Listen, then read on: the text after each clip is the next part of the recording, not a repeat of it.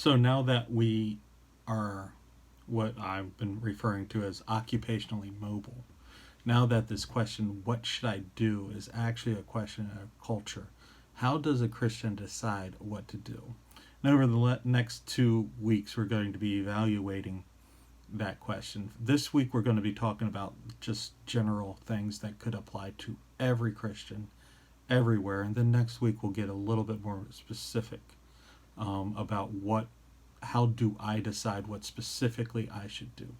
In general, and not to be cliche or anything, but a Christian's life should be dominated by the two great things in Scripture. We refer to them as the Great Commandment and the Great Commission. And how do these two things apply to the world of work? How do I decide what I should do based on the overarching principles of my Christian faith that can be summed up in the Great Commandment and the Great Commission? Now, that's just for simplicity's sake. There's a lot of other things about Scripture that we can apply to our work decisions. But let's just look at how these two specific things apply to our work decisions. How does the Great Commandment affect what I decide to do with my work? Matthew 22:37-39 says, He said to them, Love the Lord your God with all your heart, with all your soul, and with all your mind. This is the greatest and most important command. The second is like it. Love your neighbor as yourself. Now, as a Christian, everything we do in our general life should fit in the parameters established by that statement. Love God, love others. Now, that includes our work. Our work should be able to be a way we express our love to God and our love for others.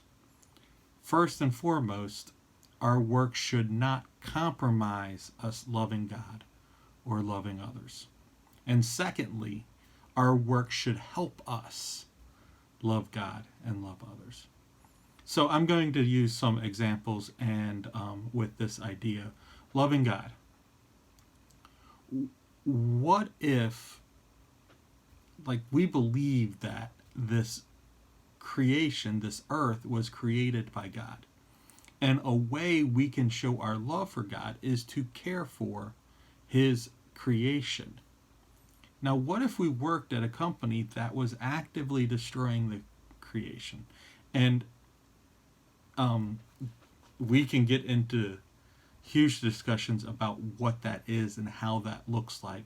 But let's just say a company that was purposefully bulldozing the Amazon forest for nothing other than recklessly bulldozing the Amazon forest. Let's just say something like that. Could you work for that company? And there's also a second question here is, what if you don't know? What if you find out?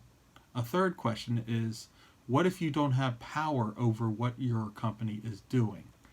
How does, say, the CEO of a Christian CEO of a company that is recklessly bulldozing the Amazon forest, it seems to be much more responsible than, say, just somebody who sweeps the floor of the office building for a company that is recklessly bulldozing the Amazon forest.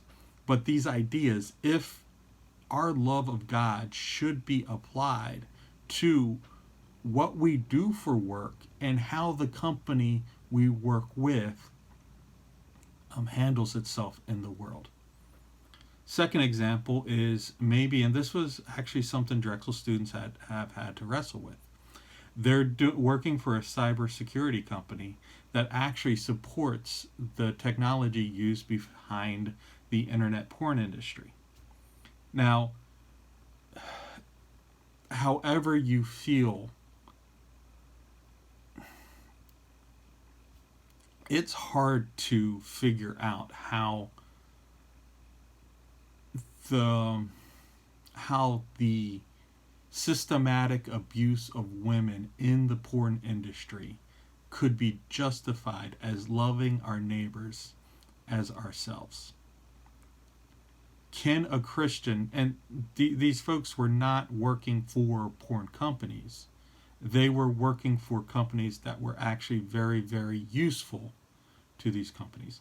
And those were huge issues, huge dealings that these students had to think through. Could they work for a company that is supporting this industry that they see as antagonistic to the great commandment of loving our neighbor as ourselves? I'm not so sure I can answer all these questions, but I know you need to think through them. How does our general calling to love God and love others affect how we decide and what we decide to do for work?